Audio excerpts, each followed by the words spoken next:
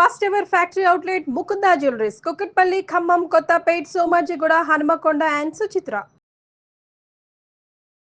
అందరికీ నమస్కారం. నా పేరు మాధురి. ఈ నెల 29న అమావాస్య, దాంతోపాటు షడ్గ్రహ కూటమి, అలాగే సూర్యగ్రహణం, అలాగే శని మీనరాశిలోకి ప్రవేశించడం. మరి దీని ద్వారా ఏ రాసుల వారికి ఎలాంటి ప్రభావం రాబోతుంది, అలాగే బాగా లేనటువంటి రాసుల వారు ఎలాంటి జాగ్రత్తలు, ఎలాంటి పరిహారాలు తీసుకుంటే అంతా శుభసూచకంగా ఉంటుంది. దీనికి సంబంధించి మనకి కూలంకషంగా తెలియజేయడానికి మనతో పాటు ఉన్నారు ప్రముఖ జ్యోతిష్య పండితులు బ్రహ్మశ్రీ నందిబట్ల శ్రీహరి శర్మ గురువు గారు. నమస్కారం గురువు గారు. వాగర్థావివ సంపృక్తౌ వాగర్థ ప్రతిపత్తయే జగతః పితరౌ వందే పార్వతీ పరమేశ్వరౌ. సదాశివసమారంభాం శంకరాచార్య మధ్యమాం అస్మదాచార్య పర్యంతం వందే గురు పరంపరాం. ఆదిత్యాయ చ సోమాయ మంగళాయ బుధాయ చ గురుశుక్రశనిభ్యశ్చ రాహవే కేతవే నమః. శృంగేరి జగద్గురు పీఠాధిపతులకి, కంచి పీఠాధిపతులకి నమస్కారములు తెలియజేసుకుంటూ కార్యక్రమాన్ని ప్రారంభిద్దాం. గురుగారు, మరి ఈ రకంగా అన్ని మనకి షడ్గ్రహ కూటమి, సూర్యగ్రహణం, దాంతోపాటు శని మీనరాశిలోకి ప్రవేశించడం, దీనివల్ల ప్రపంచం మొత్తం ఎలా ఉండబోతుందంటారు? ప్రధానంగా మనకు బృహత్ పరాశర హోరాశాస్త్రం కానీ, బృహత్ సంహిత ద్వారా కానీ, అలాగే దైవ కాలజ్ఞానం అయినటువంటి ఈ యొక్క సంబంధించినటువంటి గ్రంథాల ద్వారా మనకు కొన్ని గ్రహాల కలయిక అనేటువంటిది, కొన్ని మార్పులు చేర్పులు అనేటువంటివి జరుగుతాయి. ముఖ్యంగా 2 గ్రహాల కలయిక, 3 గ్రహాల కలయిక, చాతుర్గ్రహ కూటమి, 4 గ్రహాల కలయిక, 5 గ్రహాల కలయిక, 6 గ్రహాలు, 7 గ్రహాలు, ఆఖరినది పెద్దదైనటువంటిది 8 గ్రహాల కలయిక. ఉదాహరణకి మీకు తెలియచేస్తాను.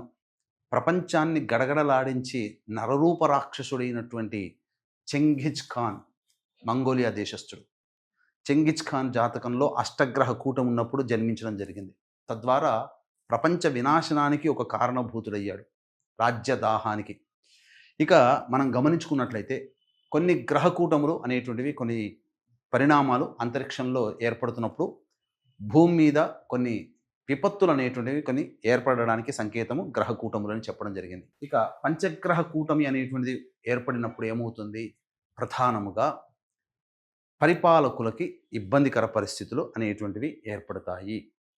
అలాగే షట్గ్రహ కూటమి అనేటువంటిది ఏర్పడినప్పుడు ఏ రాశిలో ఆ షట్గ్రహ కూటమి ఏర్పడుతుంది, లేదా ఏ రాశిలో గ్రహ కూటమిలు ఏర్పడతాయో ఆ రాశికి సంబంధించినటువంటి దేశాలకి, ఆ దేశాన్ని పరిపాలించే రాజులకి, మరియు 4 కాళ్ళతో ఉండేటువంటి ప్రాణులకి చాలా విపత్తికర పరిస్థితులు ఏర్పడబోతాయి అని మనకు శాస్త్రం చేయబడుతుంది. ఇక మనకు ఈ మీన రాశిలో ఈ గ్రహ కూటమి ఏర్పడుతుంది. అలాగే దీనికి సంబంధించి మనం ఒక్కొక్క వారీగా వద్దాం. మనం గమనించుకున్నట్లయితే ఆ రోజున సూర్యగ్రహణం కూడా ఏర్పడుతుందమ్మా. 29వ తారీఖు మనకు అది 2 గంటల 20 నిమిషాల నుంచి 4 గంటల 30 నిమిషాలు మన భారతదేశ కాలమాన పరిస్థితుల ప్రకారం చూసుకుంటే. కానీ ఈ సూర్యగ్రహణం అనేటువంటిది మన భారతదేశంలో కనిపించదు. కాబట్టి భారతదేశంలో నివసిస్తున్నటువంటి మనలాంటికి ఎవ్వరికీ కూడా నియమాలు పాటించాల్సిన అవసరం లేదు. నియమాలు అంటే ఏంటి? ఇల్లు కడుక్కోవడము, పట్టు స్నానము, విడుపు స్నానం చేయడము, పూజలు చేసుకోవడము, అలాగే ఆహార పదార్థాలు అన్ని దర్భములను వేసుకోవడము, ఇలాంటివి, దేవతా విగ్రహాలు కడుక్కోవడము, పూజా మందిరం, ఇలాంటివి అవేవి మనం పాటించాల్సిన అవసరం లేదు. నియమాలు అంటారు. కానీ ఈ గ్రహణ ప్రభావం అంతరిక్షంలో ఎక్కడ ఏర్పడుతున్నా ఈ గ్రహణం అనేటువంటిది ఎవరికి జరుగుతుంది? సూర్యుడికి, చంద్రుడికి గ్రహణం ఏర్పడుతుంది. అంటే ప్రపంచానికి సూర్యుడు, చంద్రుడు ఒక్కరే కదా. అటువంటప్పుడు ఆ గ్రహణ ప్రభావం ఏర్పడుతుందో ఆ సందర్భంగా కొన్ని ఏ రాశులలో గ్రహణం ఏర్పడుతుందో ఆ రాశులకి బేస్ చేసుకొని కొన్ని రాశుల వారికి మంచి, కొన్ని రాశుల వారికి చెడు అనేది ప్రపంచవ్యాప్తంగా ఉంటుంది. అందరూ చాలా అనుకునే తప్పేందంటే, అజ్ఞానంతో అనుకున్నటువంటి తప్పేందంటే, మన భారతదేశంలో కనబడదు కాబట్టి మనకేమీ ఉండదు అని అంటారు.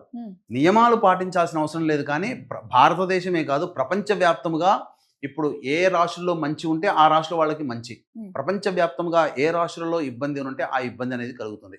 ఇది సర్వసాధారణం. మానవుల జీవితాల్లో మంచి చెడు అనేటువంటిది సర్వసాధారణం. ఎప్పుడు తీపి వస్తువులు తీసుకుంటే 6 నెలల్లో శరీరం పాడైపోతుంది. ఎప్పుడు కారం వస్తువులే తీసుకుంటే 6 నెలల్లో శరీరం కృషించిపోతుంది. అట్లాగే ఇక్కడ ఎప్పుడు మంచి, ఎప్పుడు చెడు ఉండదు. కాకపోతే ఇలాంటి గ్రహణ సందర్భాలు కొన్ని అనేటువంటివి అంతరిక్షంలో ఏర్పడుతున్నప్పుడు, గ్రహ కూటములు ఏర్పడుతున్నప్పుడు అక్కడ జరిగేటువంటిది ఏంటంటే చెడు జరగాల్సిన దాంట్లో ఎక్కువగా చెడు జరగడం, మంచి జరిగే దాంట్లో ఎక్కువగా మంచి జరగడం జరుగుతుంది. ఇక అది మీనరాశిలో ఏర్పడుతుంది. అయితే ఇక్కడ మనం గమనించాల్సింది ఏంటంటే ఈ మీనరాశిలో ఈ షడ్గ్రహ కూటమిలో రవిగ్రహం లేకుండా ఉంటే మహాదారుణమైనటువంటి పరిస్థితులను ఎదుర్కోవాల్సిన పరిస్థితి వచ్చేది. రవి అక్కడ ఉండడం సేఫ్. ఇక ప్రధానంగా మనకు శాస్త్రంలో ఏం చెప్పబడి ఉంది, ఏ రాశిలో గ్రహణం ఏర్పడుతుందో ఆ రాశినాథుడు నైసర్గిక శుభుడైతే ప్రమాద తీవ్రత తక్కువగా ఉంటుంది. అంటే ఈ శుభగ్రహాలు పాపగ్రహాలు నైసర్గిక శుభగ్రహము గురువు కాబట్టి ఇక్కడ తెలిసిపోతుంది రవి ఉన్నాడు, కొంత తగ్గుతుంది శాతం ప్రమాద తీవ్రత. అలాగే గురువు నైసర్గిక శుభుడు, ఆ శాతం కూడా కొంత తగ్గుతుంది. ఇక ముఖ్యంగా చూసుకుంటే ప్రధానంగా ఈ 6 గ్రహాలలో చంద్రుడు అస్తంగత దోషం చెంది ఉన్నాడు, బుధుడు వక్రీకరించి ఉన్నాడు, ఆల్రెడీ రాహు వక్రీగానే ఉంటాడు, శుక్రుడు అస్తంగత దోషం చెంది ఉన్నాడు. దీనివల్ల ఏమైపోతుంది, ప్రధానంగా కనబడడానికి 6 గ్రహాలే కానీ బుధుడు, రాహువు, శుక్రుడు, చంద్రుడు 4 గ్రహాల బలము తగ్గిపోయింది. ఓకే. దీనివల్ల ఏమైపోతుంది, ఉన్న 6 గ్రహాల్లో 4 గ్రహాల బలం తగ్గిపోయినప్పుడు శని అప్పుడే ప్రవేశం చేస్తాడు. 29వ తారీఖు రోజునే ప్రవేశం చేస్తున్నాడు. మళ్ళీ 31వ తారీఖు కల్లా చంద్రుడు అశ్విని నక్షత్రంలో ఉంటాడు. అంటే 30వ తారీఖు సాయంత్రానికే వచ్చేసేస్తాడు అశ్విని నక్షత్రంలో. అంటే ఈ గ్రహ కూటమి ప్రభావం ఎన్ని రోజులు ఉంటుంది, మహా అయితే 1.5-2 రోజుల వరకు మాత్రమే ఉంటుంది. కాబట్టి ఎవ్వరు కూడా ఆందోళన చెందాల్సిన అవసరం లేదు. కాకపోతే దీని ప్రభావం వలన కొన్ని విపత్కర పరిస్థితులు అనేటువంటి ఉంటాయి. ప్రపంచవ్యాప్తముగా ఎక్కడ ఇబ్బందికరంగా ఉంటుందంటే ఈ యొక్క జలతత్వం అనగా ఇంకొక ఎక్స్ప్లెనేషన్ కూడా తెలియజేస్తాను. ఈ రాశ్యాధిపతి అయినటువంటి గురువు రోహిణి నక్షత్రంలో ఉండడం అనగా శుభ నక్షత్రంలో పడ్డాడు. ఈ మీన రాశ్యాధిపతి అయినటువంటి గురువు చంద్రుడి నక్షత్రంలో ఉండడం. అలాగే కుజుడు ముఖ్యంగా చూసుకున్నట్లయితే కుజుడు గురు నక్షత్రంలో ఉండడం, అట్టి గురువు యొక్క రాశిలో ఈ యొక్క సంబంధించినటువంటి షడ్గ్రహ కూటమి సూర్యగ్రహణం ఏర్పడుతూ ఉండడం. అంతేకాకుండా ఇది జలతత్వాన్ని సూచిస్తుంది కాబట్టి కుజుడికి జలతత్వానికి సంబంధించినటువంటిది వాయుతత్వము, జలతత్వము, కుజుడు ఉండడం వల్ల అగ్నితత్వం.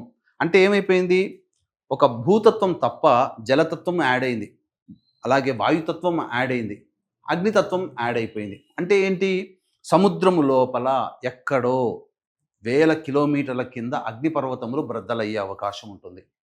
అంతేకాకుండా కుజుడు భూతత్వానికి కారకుడు, అలాగే అగ్నితత్వానికి కూడా కారకుడు కాబట్టి భూ ప్రకంపనలు అంటే భూకంపాలు పెరిగేటువంటి అవకాశం మనం చూస్తూనే ఉన్నాం. మనకు జమ్మూ కాశ్మీర్లో కూడా 5.2 రిక్టర్ స్కేల్తో భూకంపం ఏర్పడింది ఒక 4-5 రోజుల కిందట. అంతేకాకుండా ఈ రాశిని సూచించేటువంటి దేశాలు America, Canada, Denmark, Mexico, Antarctica ocean సంబంధించినటువంటి దేశాలు. కాబట్టి విపత్తు అమెరికా ఎక్కువగా ఉంటుంది. కారణం ఏంటంటే చంద్రగ్రహణము మరియు సూర్యగ్రహణానికి విక్టిమ్ దేశం ఏదయ్యా అంటే అమెరికా. ఎందుకంటే ఈ 2 గ్రహణాలు అమెరికా దేశంలో కనిపిస్తున్నాయి. ఆల్రెడీ చంద్రగ్రహణం అయిపోయింది కాబట్టి దీని తత్వంగా అమెరికా నగరంలో యుద్ధ వాతావరణం కానీ భయోత్పాతాలు కానీ అమెరికా పరిపాలించే నాయకుడికి కానీ అమెరికా వల్ల ప్రపంచంలో ఇతర దేశాల వాళ్ళకి కానీ ఇబ్బందులు ఎదుర్కొంటుంటారు. ఇది చెప్పదగినటువంటిది.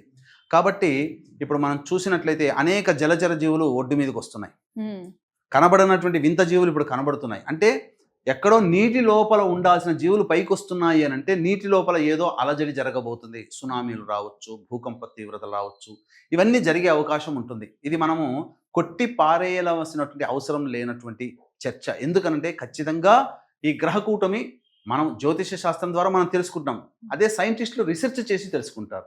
మనకి వాళ్ళకి పెద్ద తేడా ఏమి లేదు. కాకపోతే గ్రహ కూటమిని అనుసరించి మన మహర్షులు అందించినటువంటి విజ్ఞానం ప్రకారం ఇలా జరగబోతుంది భవిష్యత్తులో అని చెప్పబడుతుంది. ఇది ప్రపంచానికి జరిగేటువంటి విపత్తుగా మనం చెప్పుకోవచ్చు. ఇక భారతదేశం విషయానికి వచ్చేసేసరికి మీనరాశి ఈశాన్య రాష్ట్రాలకి సంబంధించినటువంటి దేశము. మన దేశంలో కొన్ని రాష్ట్రాలు ఉన్నాయి కాబట్టి అవేంటి, అస్సాం, మణిపూర్, మిజోరాం, వెస్ట్ బెంగాల్. ఈ యొక్క రాష్ట్రాలలో ఈ రాష్ట్రాన్ని పరిపాలించే నాయకులకు కానీ రాష్ట్రంలో ఉన్నటువంటి ప్రజలకు కానీ ఈ రాష్ట్రాల్లో కొంత విపత్కర పరిస్థితులు అనేటువంటివి ఉంటాయి, తీవ్రవాద సమస్యలు ఉంటాయి. ప్రధానంగా ఈ యొక్క శని మారడం చేత శని సామూహిక మారణాలకి కారకుడు అవుతాడు. అందుకని ఎక్కువగా బాంబ్ బ్లాస్ట్ జరిగినా, ఎక్కువగా భూకంపాలు జరిగినా, ఎక్కువగా సునామీ ప్రభావాలు వచ్చినా, ఎక్కువగా ప్రకృతి విపత్తులు అనేటువంటి జరిగినా అవన్నీ కూడా శనివారం నాడే ఎక్కువగా జరుగుతున్నటువంటి సంఘటనలు. కాబట్టి 29వ తారీఖు రోజున శనివారం అయింది. శని ఉత్తరాభాద్ర నక్షత్రంలోకి పూర్వభాద్ర నక్షత్రంలోకి ప్రవేశం చేస్తున్నాడు. కాబట్టి ఈ సందర్భంగా ఉత్తరాభాద్ర నక్షత్రము శని నక్షత్రంలోనే గ్రహణం ఏర్పడుతుంది. ఇన్ని కారణాల వల్ల జాగ్రత్తలుగా ఉండాలి. అంటే ఏంటి? ప్రధానంగా దేవతా అనుగ్రహాన్ని పొందే ప్రయత్నం చేసుకుంటే చాలా మేలు జరుగుతుంది. ఇష్టదేవత ఆరాధన, అలాగే ప్రతి వాళ్ళు కూడా వీక్షించేటువంటి సుమన్ టీవీ ప్రేక్షకులు ప్రతి వాళ్ళు కూడా దేవతా అనుగ్రహాన్ని పొందే ప్రయత్నం చేయాలి. కాబట్టి ఇట్టి దేవతా అనుగ్రహం మీ వంతు ప్రయత్నంగా మీరు చేయడం. ఎందుకనంటే ఏ సమస్యకైనా పరిష్కార మార్గాలు 2 ఉంటాయి. ఒకటి మానవ పరిష్కారం, 2 దైవ పరిష్కారం. మానవ పరిష్కారంగా మీరు ఇష్టదేవత ఆరాధనని కుటుంబ సభ్యులందరూ కూడా ఈ యొక్క గ్రహణ ప్రభావం అనగా శని మార్పు చెందుతున్నటువంటి రోజు అనగా ఉగాది నుంచి లెక్క వేసుకొని చైత్ర వైశాఖ మాసంలో 2 నెలల పాటు ఖచ్చితంగా మీరు ఇష్టదేవత ఆరాధన ప్రతి నిత్యము కుటుంబ సభ్యులందరూ చేయవలసినది. అలాగే మంత్ర పరిష్కారంలో భాగంగా బ్రాహ్మణుల చేత మనం చేయించుకునేటువంటిది. కాబట్టి ఇట్టి మంత్ర పరిష్కారంలో భాగంగా అందరికీ అందుబాటులో ఉండే విధంగా ఈ యొక్క షట్గ్రహ కూటమి, సూర్యగ్రహణము, అమావాస్య, శని మార్పు చెందుతున్నటువంటి కారణం చేత అంతరిక్షల దేవతలు అనగా దశమహావిద్యల యొక్క సహాయం తీసుకోవడం. అందులో భాగంగా ప్రత్యంగిర హోమము, బగలాముఖి హోమము, రాజశ్యామల హోమము, వారాహి హోమము, ధూమవతి హోమము, కాలభైరవ హోమము, మృత్యుంజయ హోమాలతో పాటుగా విద్య, వివాహ, ఉద్యోగ, దాంపత్య, అనారోగ్య సమస్యల నివారణకి విశేషమైనటువంటి సర్వదోష నివారణ పూజలు, హోమాలు అనేటువంటివి చేయించడం జరుగుతుంది. అవకాశం ఉన్నవాళ్ళు కార్యక్రమ తదనంతరం కాంటాక్ట్ చేసి ఈ కార్యక్రమంలో సభ్యులుగా నమోదు చేసుకోవచ్చు. తప్పకుండా దేవతానుగ్రహం కలుగుతుంది. అంతరిక్ష దేవతల యొక్క అనుగ్రహం ఈసారి రావాలి. ఎందుకనంటే చాలా బలవత్తరమైనటువంటి సమయము. ఆ సమయంలో గ్రహాలు మనకు కీడు, కొంతమందికి కీడు, కానీ ఆ కీడులో నెగిటివ్లో కూడా మంచి. ఎందుకనంటే ఒక చాకుని మంచికి ఉపయోగించవచ్చు, కూరగాయలు కట్ చేసుకోవచ్చు. అదే చాకుని మారణ హోమానికి కూడా వాడవచ్చు. కాబట్టి చెడుగా అందరూ చెప్తున్నటువంటి ఇట్టి షట్గ్రహ కూటమిని మంచిగా మనం ఆ గ్రహాలు ఇచ్చేటువంటి శుభ ఫలితాలని ఒడిసి పట్టుకోవడం అనేటువంటిది 2 నెలల పాటు మీరు మీ ఇంట్లో ప్రతినిత్యము కూడా దేవతా ఆరాధన చేసుకోవడము, అలాగే ప్రతి నిత్యము కూడా దేవతా ఆరాధనతో పాటు ఇటువంటి దైవ కార్యక్రమాలు అనగా మన పీఠమాధ్యంలో జరిగే కార్యక్రమంలో మీకు ఇష్టం ఉంటే నమోదు చేసుకోవచ్చు. దైవానుగ్రహాన్ని పొంది తరించవచ్చు. గురుగారు, షడ్గ్రహ కూటమి గురించి అలాగే సూర్యగ్రహణానికి సంబంధించి ప్రపంచ వ్యాప్తంగా ఇలాంటి విపత్తు నుంచి బయటపడడానికి ఎలాంటి సులువైన మార్గాలు మనం పాటిస్తే మంచిదా అన్న విషయాలు చాలా చక్కగా తెలియజేసినందుకు ధన్యవాదాలండి. సర్వం శ్రీ ఉమామహేశ్వర పరబ్రహ్మార్పణమస్తు.